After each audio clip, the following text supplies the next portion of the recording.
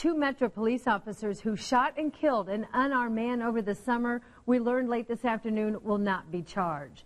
This decision came from a special prosecutor in the Aaron Bailey case. And we have been combing through that report, uncovering new details about why officers pulled over Bailey in the first place and why those officers ultimately won't face charges.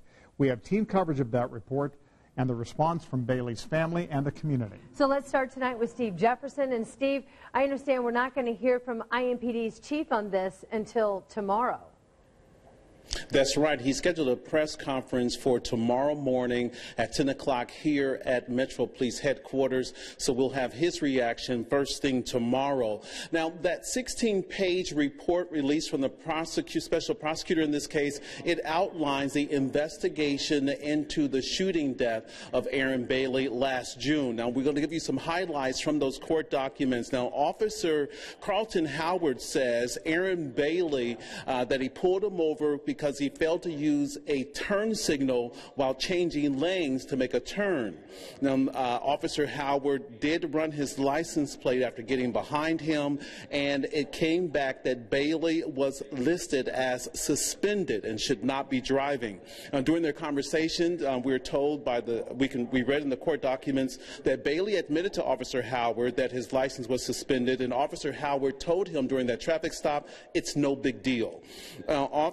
The officer also ran other information about Bailey to learn that he had prior convictions and that he was a suspect in multiple robberies. Now, he also ran information on Bailey's passenger. She came back as being monitored in a homicide case, and there was instructions for officers to detain her and contact a homicide detective. Now, the officer returned to the car and asked Bailey to get out of the car. Instead, he ended up taking off with the passenger in the car with him. Officer Michael Denson, eventually served as backup officer. There was a short pursuit. After Bailey reportedly crashed his car, he was told by the officers repeatedly to raise his hand, to show his hands.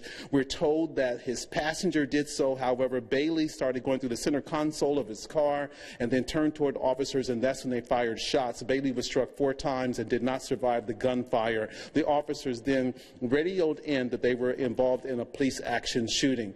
Once again, we will hear from the police chief, Brian Roach, tomorrow morning, get his reaction to the special prosecutor's decision not to file charges against Officer Michael Denson and Carlton Howard. Back to you in the studio. All right, thank you. That's Steve Jefferson downtown tonight. Now, here's what we know about the officers involved. As Steve mentioned, they are Carlton Howard and Michael Denson. They graduated from the same recruit class in 2014, so they each have 3 years on the force. Bailey's family just spoke a little more than an hour ago, very disappointed by the news today. David McAnally was there. And David, can you elaborate on what their take is on this decision? Henry, we're out front of the attorney who's representing the family now in a civil suit that they brought in federal court in the death of Aaron Bailey.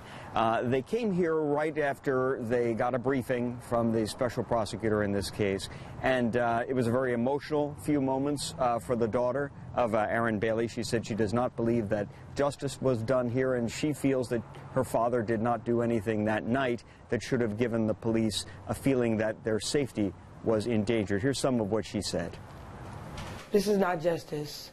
Going home after all of these days that I've been waiting and praying and everything, and for them to tell me that the cops are basically going to go home and no jury, no charge filed, that's basically like a slap in the face. Just please just come out, keep on fighting with us.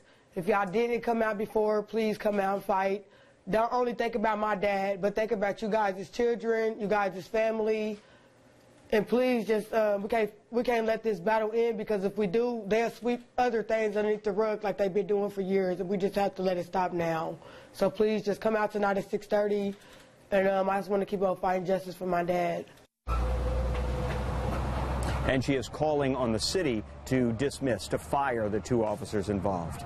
We'll have more later. Back to you, Anne Marie. All right, thank you, David. We're also getting a response from the community tonight. Rich Van Wyk joins us now with that part of the story. Rich? John, this side of the City County building has been the scene of several protests, protesting the death of Aaron Bailey. Right behind me, written on the sidewalk, justice for Aaron Bailey, it says. Well, there's a lot of people who believe justice was not served today. There's another protest scheduled here for this evening.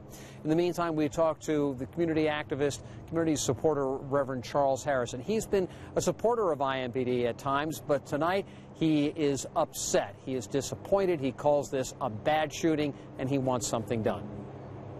Will there be some action taken by the chief of police when it comes to these two officers? And I think if that happens, I think then some people will certainly feel better about what happened. This should not have happened. It should not have led to deadly force. And certainly some good has to come out of it. And we really need to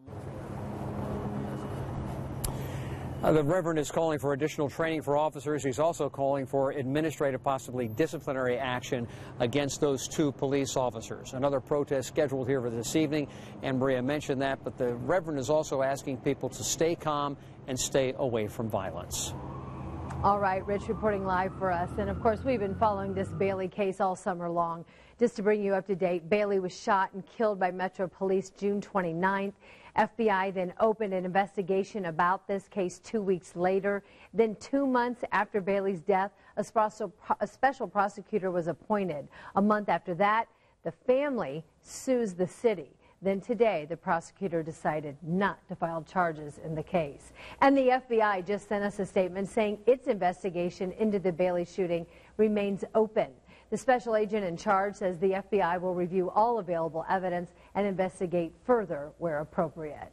And you can read the prosecutor's entire report. We posted it for you online at WTHR.com. You'll find much more detail about what happened that night and the statements from the officers are involved. Again, it's all at WTHR.com/Bailey.